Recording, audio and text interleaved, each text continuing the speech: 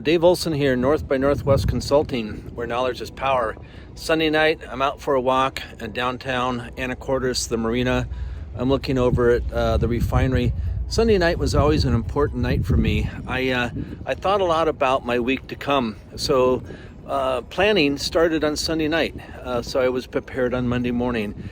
Earlier I spoke about the importance of staying in front of your team.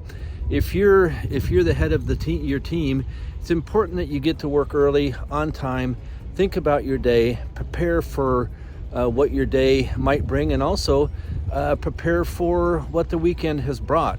As we know in the restoration industry, Saturday and Sunday call-outs can change money tremendously. So if you look at the schedule, if you're aware, if you stay in touch with your team, you know what type of changes you need to make.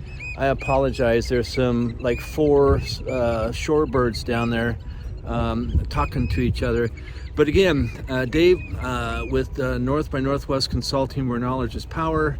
I'm going to sign off. It's a little windy and blustery here, and finish my walk, and we'll talk later. Again, Dave Olson, have a great week.